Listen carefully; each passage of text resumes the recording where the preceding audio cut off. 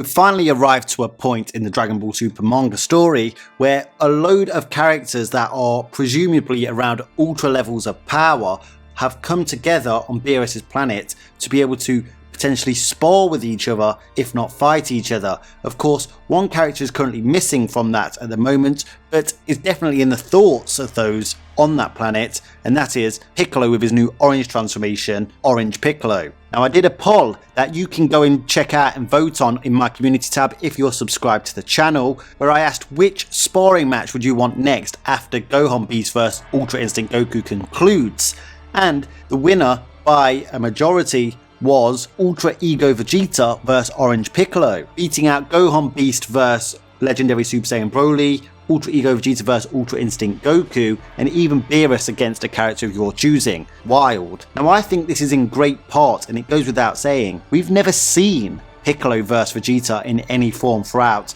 the Dragon Ball mainstream canonicity. And whilst Piccolo was basically out of the power scaling frontier reckoning for quite a long time, to be brutally honest, he is now back in that reckoning and is potentially on par with Goku and Vegeta. We'll get to that in this video. Now, at the end of this video, guys, if you watch all the way through, I've been requested to give the names of all the Dragon Ball character fanboy nicknames. For example, you got the Jirenettes, the Broly Sexuals, and guys, there's a lot more. So by all means, watch this video. When you get to the end, I'll give you all the names that are currently out there in circulation at the moment. It's great banter, but do smash a like on the video because the fact that I'm doing this in a video is ridiculous. But I guess we've got to lighten up every now and again. Anyway, now this particular fight between Vegeta and Piccolo is actually a very realistic prospect, given the fact that Goku has used instant transmission to get to Earth to collect Gohan so he can fight off against Gohan Beast on Beerus's planet, and then Gohan telling Goku that Piccolo has achieved a new evolution and is pretty strong as well. Goku saying that he will be the one to spar him next.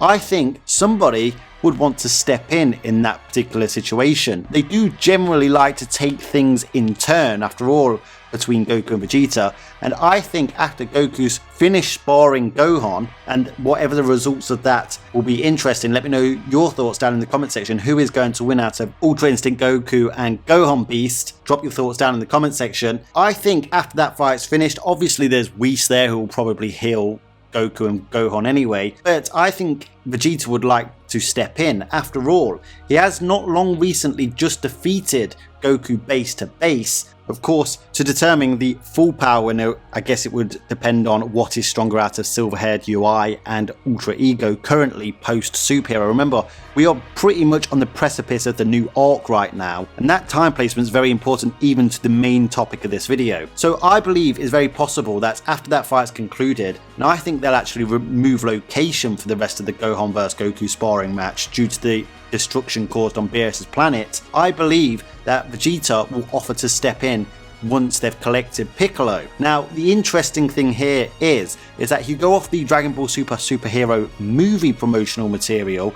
In fact, it's not even promotional material, it's from Toriyama, the author of the series himself. In Toriyama's mind, Piccolo is on par with Goku and Vegeta as of the superhero arc. Now, obviously, there's the major talking point of which continuity we're talking about here, and most people will point to the fact that that was the movie continuity, not the manga continuity. However, I would offer that the manga continuity with Superhero didn't actually change that much from the movie. It only really added additional context and materials. Whereas in this statement from Toriyama, that Piccolo with his new orange transformation is on par with a Goku and Vegeta as of the Superhero arc. So that's post the events on Planet Cereal against Granola Gas and Black Frieza, and then potentially adding a further 1 to 2 years training after that. And while some people may question, wow, where did you get that sort of timeline from? I offer to you that you look at Pan's age in Superhero and then extrapolate from there. Now, there is no exact timing of the placement, there's definitely something wonky about it all, but a decent amount of time has passed and they have been training on Beerus's planet likely ever since. So to equal that level is impressive. Like I said, guys, this came from the word of Toriyama. Whether it transfers over to the manga continuity and Toyotaro's influence in that particular storyline and narrative, whether he was able to change Toriyama's mind on this particular aspect remains to be seen. Let me know your thoughts on that down in the comments section. In my personal opinion, I do not think it will change that. However, there are some variables to look at in terms of how this could play out differently. Now, this event, if we do see Ultra Ego Vegeta spar against Orange Piccolo, would actually see two characters that are post-superhero. As with Gohan and Goku, Gohan Beast is not fighting against a superhero version of Goku, nor a granola arc version of Goku. He is fighting against a current arc Goku who can wield the Silverhead Ultra Instinct seemingly or presumably much better than he could in the granola arc, where it was failing him and he had to resort to TUI. And of course, the same can be said of Vegeta. It's not the same Ultra Ego Vegeta that was one-shotted by Black Frieza. This is a Vegeta who's been back on Beerus' planet. You would have thought he would have demonstrated his Ultra Ego transformation to Beerus and received further training regarding his Ultra Ego transformation and his use of destruction. We also know that he has undertook efficiency training so that he can better utilize that really high level of Ultra level power that he possesses now. Regardless of whether you think Ultra Ego or Ultra Instinct is the stronger Ultra transformation currently, they're not massively far apart. In fact, Ultra Ego definitely has a certain hacks ability that basically would swing a lot of fights in his favour if the battle power or raw power is too close. Now, when it comes to Piccolo and his Orange Piccolo transformation being on par with Goku and Vegeta, I believe Toriyama is strictly referring to raw power there, not necessarily as holistic fighters or warriors. Ultra Ego and Ultra Instinct are supreme martial arts techniques, mastery of self-movement. The use of destruction allows Vegeta to grow in battle the more his fighting desire is burning, and obviously the stimulus for Vegeta in that particular scenario, or at least it was in the granola arc, was to take damage that allows that fire to burn more fiercely and actually improves his battle power. It's a pretty good transformation to have, unless, you know, you're up against someone vastly stronger who can literally one-shot you like Black Frieza did. But equally, Piccolo might not necessarily be the same as his superhero self either. Remember, this was the first time that Piccolo had actually acquired his orange transformation. What do we know about characters achieving new transformations in Dragon Ball Super right now? When they first achieve it, they don't necessarily have the full capabilities to wield that power properly, especially when it comes to forms this powerful. After all, Toriyama has stated on multiple occasions, the more power you have in Dragon Ball, the harder it is to control it, especially the first time you acquire it. And that is why all of this efficiency training has become ever so important.